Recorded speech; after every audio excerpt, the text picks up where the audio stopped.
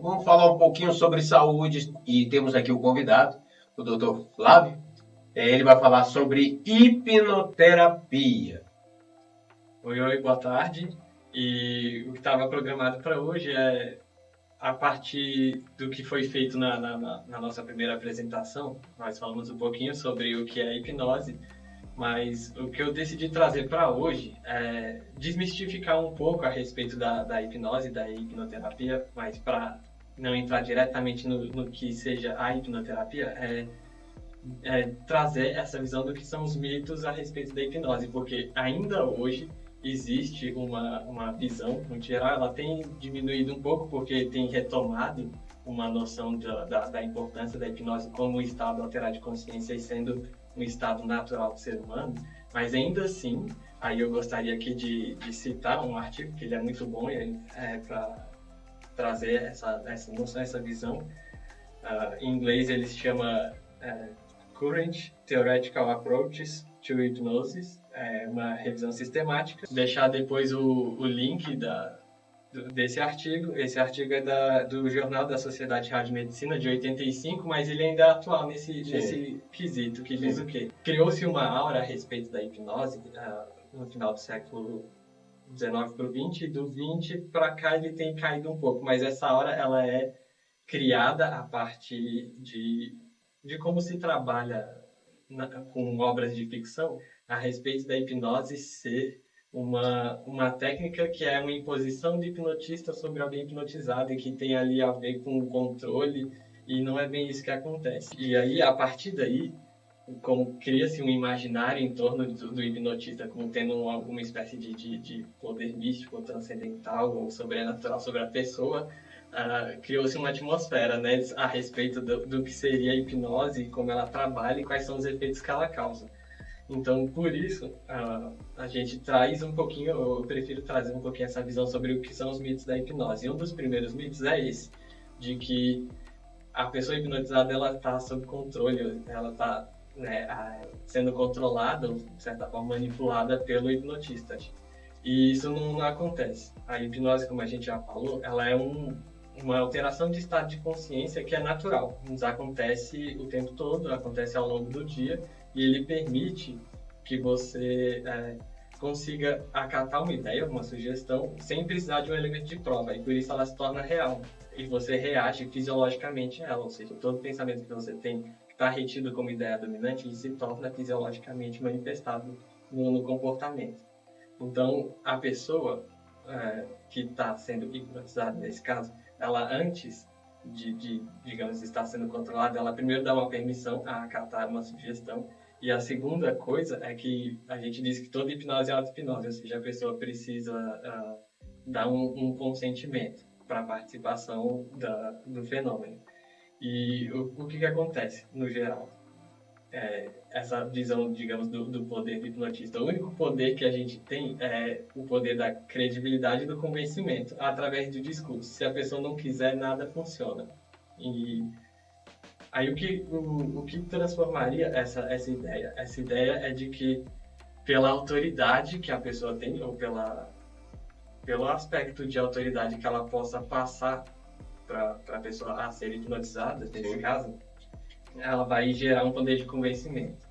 E essa autoridade, assim, os aspectos que podem causar esse suposto poder do hipnotista é a autoridade, credibilidade e confiança. A pessoa tem que ter confiança em você, ela precisa te ver como alguma figura de autoridade e ter credibilidade no processo. E para isso, a gente tem certos fenômenos que levam todo mundo a passar por esse estado de alterado de consciência durante o dia a dia, durante vários períodos do dia, várias situações. E dentro desses aspectos existem aspectos fisiológicos, que a gente vai chamar de pseudo-hipnose ou convincer. O pessoal que faz hipnose de street usa muito isso, hipnose falsa, digamos assim.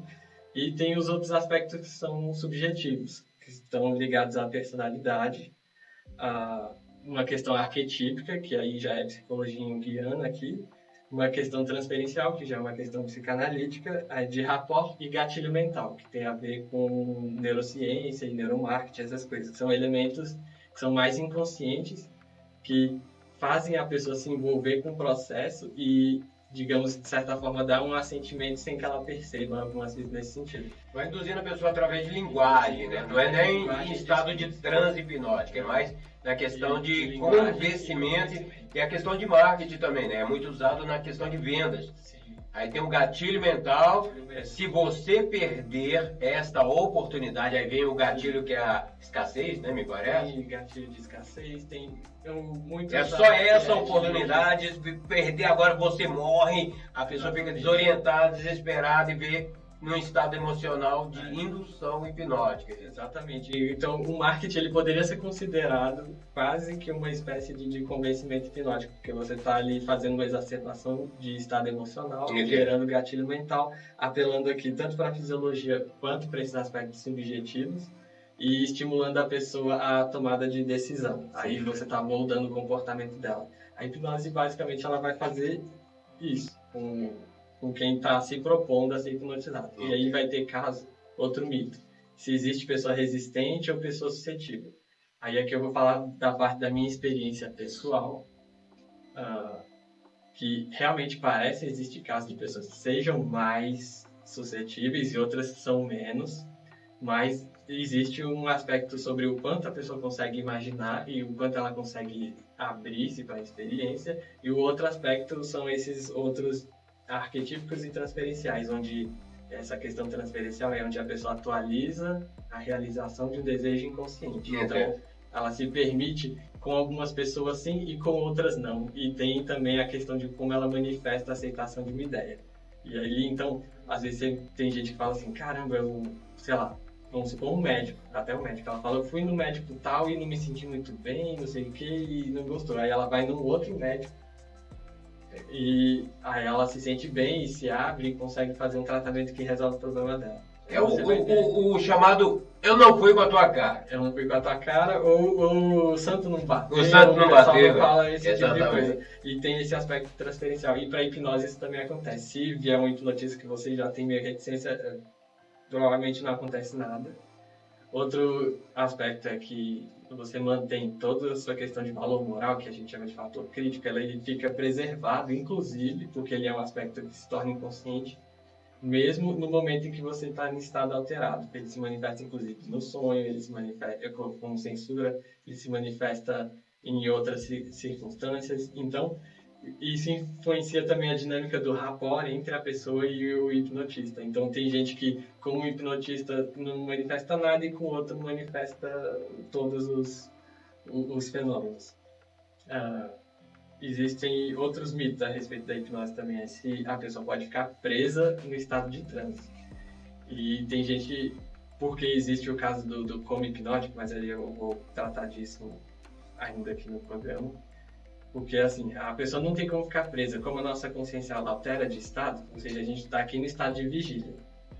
O estado de sono, ele é uma alteração de estado em que a frequência de ondas cerebrais ela diminui um pouco e a gente passa a estar atuando psiquicamente no estado diferente. A hipnose, ela estaria, o estado hipnomental, estaria entre o sono e a vigília, por isso muita gente chama de sonambulismo, ou transe sonambúlico, alguma coisa nesse sentido. E a gente vai só transitar por esse estado e a pessoa não tem como ficar ali parada. No momento que sai essa sugestão, e como a sua consciência está preservada, você precisa estar consciente, acatando sugestão e se dispondo a aceitar para que ela se manifeste, ou seja, então a consciência está preservada, a pessoa não vai ficar presa, a não ser que, como a gente diz, toda hipnose é auto-hipnose. Se a pessoa quiser estar, ela vai estar, independente da sugestão. Então, eu já vi caso clínico da pessoa estar atendendo e você dá a sugestão assim, você já pode abrir os olhos. Então, nessa estrutura linguística, você já pode. E se a pessoa disser, não, mas esse... Porque elas experimentam a sensação muito boa, muito prazerosa. E se elas falam assim, não, essa sensação está tão prazerosa que eu não quero. E se eu já posso, então quando eu quiser eu faço. Aí ela fica lá, de olho fechado. Sessão, né? Exatamente. Então, se você mudar a estrutura linguística e disser, abre os olhos agora, aí ela abre os olhos agora. A questão do coma hipnótico tem as teses, as teorias a respeito de um hipnotista chamado James Isdale, em inglês, antigo, da época das navegações inglesas. Sim. e que ele teria aprendido na Índia a fazer uma espécie de meditação, um aprofundamento muito grande, e nesse estado, que é muito chamado de estado SDA, ou um estado de hipnose muito profundo, a pessoa entraria quase num estado de inconsciência, ela fica parecendo aqueles estados de... se eu não me engano, é catalepsia, ou tem casos em que a pessoa parece estar fisiologicamente morta e que depois de um tempo ela retorna. É muito semelhante a esse estado de coma hipnótico que é induzido por sugestão. A pessoa entra num estado muito, muito, muito profundo e que parece estar inconsciente, mas ela está viva. O aspecto do coma hipnótico, então a pessoa fica parecendo que está lá e que não está respondendo à sugestão, mas no momento em que você dá certo tipo de sugestão e em algum momento ela retorna né? e ao estado de vigília normal.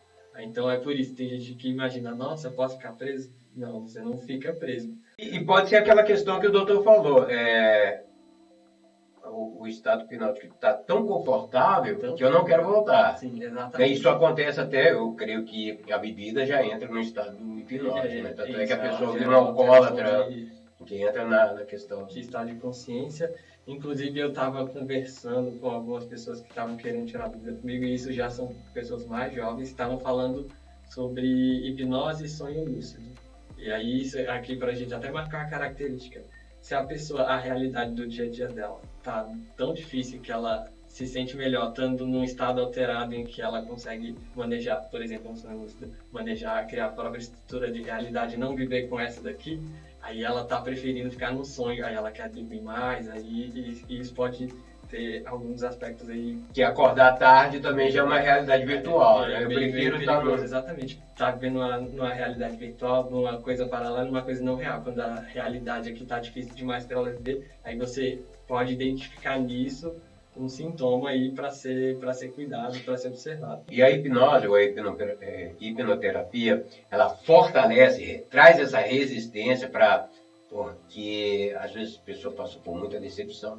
E essa causa, né? Eu só vou acordar meio-dia, só vou acordar às 2 horas, porque não vale a pena viver, né? Não tem isso? Tem gente que... E aí tem como transformar isso. Porque com essa passagem pelo estado alterado, a gente vai ajudar a pessoa a fortalecer uma nova crença, ou seja, pegar essa crença de que a realidade está difícil, de que é duro e que não está valendo a pena, a gente reforçar uma nova ideia de que na verdade vale a pena, de que na verdade ela tem força para conseguir seguir em frente, e a partir dali mudar a ideia que ela tem a respeito das memórias que ela tem e conseguir enfrentar aquilo ali de uma forma mais positiva, né? E conseguir seguir em frente. É isso aí, você que está passando aí por um momento desconfortável e está querendo ficar só nessa realidade virtual, de dormir até as 2 horas da tarde, e às vezes amanhã até falar, essa menina aí só acorda tarde, mas às vezes ela tá nessa realidade aí, não tá querendo... De querer fugir das questões reais da vida, real, né? Desse mundo real. Arrumar uma fuga. E aí tem aquela situação do mundo ideal, né, e o mundo real. Aí a pessoa vai para aquele estado zen de sono porque tá no mundo ideal dela, que é sonhar com tudo que ela... Existem vários mecanismos aí de, vamos chamar de fuga da realidade, o consumo de substância psicotrópica. O próprio álcool, que é lícito, né? Exatamente, a internet e um monte de outras coisas. A internet já é um estado hipnótico, de passar ali o dedo e tal, né? Da tela e buscando... Você tem todos os elementos de foco de atenção, de distração periférica, de elevação de estado emocional, de sistema de recompensa, o tempo todo ali buscando like. E vai se alimentando psicologicamente daquilo, né? Existem outros mitos aqui, de que a hipnose seria semelhante ao sono, e também não é, porque a pessoa pode experimentar uma alteração de percepção do tempo, em que ela fica pouco tempo no estado hipnótico. Sim. Não, ela fica muito tempo no estado hipnótico, mas quando ela volta, ela acha que a coisa foi toda muito rápido. Igual quando você dorme e sonha, aí parece que o sonho foi muito curto, quando você acorda passaram várias horas. Mesmo no consultório, na clínica, isso acontece muito. Aí tem gente que fala assim, não, se eu fizer uma auto-hipnose e ficar aqui meia hora, eu consigo compensar 8 horas de sono. Isso não acontece. Isso não acontece, você precisa do sono fisiológico para reparar o organismo. Então isso daí é outro mito. E tem algumas pessoas que acreditam nisso, mas são menos, as dúvidas a respeito da hipnose são menos nesse sentido, mas citando isso, porque isso acontece, a gente tem essa sensação de perda ou ganho, ou de, digamos assim, esticar ou reduzir, encurtar o tempo no dia a dia. Quando você está numa atividade muito enfadonha, parece que cada segundo Tá se prolongando, a né? areia na ampulheta caindo devagar e parece que não vai terminar nunca, é uma eternidade. Mas quando você está numa atividade que você entra num estado de flow, né, naquele estado que você distrai de todo o resto, parece que o tempo passa voando e quando você vê assim, já passaram 4, 5 horas, você fala, nossa, mas eu perdi tanto tempo nisso aqui. Se a sua atividade, digamos, remunerada não seja exatamente prazerosa, o ideal é buscar um hobby ou algum outro sistema de mecanismo de recompensa para que você possa desestressar. Aí o esporte indica muito, porque que foi da área que eu vim, porque ela vai ter nesses mecanismos de recompensa muita liberação de dopamina, então você tem aquela sensação de bem-estar e tal. Com a prática esportiva existem várias modalidades que você pode procurar. Você pode procurar outras atividades dependendo de como é seu aspecto de personalidade. Se você acha que você é mais introvertido, introspectivo, leitura pode ser um bom caminho também. A pessoa ficar recolhida e ter um aspecto mais de leitura e estudo também pode ser. É onde você vai conseguir ter essa pílula de prazer natural, que essa dopamina natural com uma atividade que está te gerando um benefício. Então o doutor, ele vai estar conosco em outras oportunidades, ele está em parceria, ele vai falar um pouco sobre a sua saúde mental, não é, doutor? Isso. Doutor, por favor, passe os seus contatos, como te encontrar, como resolver esse problema psíquico, né? Sim. Eu vou deixar o link para o meu site, que no meu site fica mais fácil entrar em contato direto comigo, mas se quiser buscar meu Instagram, que ele é de uso mais pessoal, mas serve para me encontrar, é Flávio Ângelo, se eu não me engano, eu me lembro disso. Eu posso até contar, porque eu não tenho tanto... Mas pode ficar tranquilo que vai estar escrito aqui, ó. Vai estar a legenda aqui, que você vai poder acessar. Inclusive, o telefone dele vai estar aqui. Vai estar tudo digitado para você no poder... site, você pesquisar Flávio Hipnoterapia, ou Flávio Henrique Hipnoterapeuta, você me encontra tanto pelo Google, entre em contato com o meu site, vai estar os links aqui nas redes da rádio, e é isso aí. E ele vai estar com a gente numa próxima oportunidade. Sim, eu creio que daqui uns 15 dias ele vai retornar com mais um tema aí para você entender que há a possibilidade de você ter uma vida prazerosa, né? Tem os seus escapes, como ele disse aí, a questão do esporte, a questão do hobby, né? Seu trabalho tá ruim, tá? É você deixar de ser dominado pelo inconsciente e passar a ter controle da própria vida, assim. É o controle mental e emocional da sua vida. Doutor, muito obrigado por essa visita e por essa oportunidade de estar com a gente.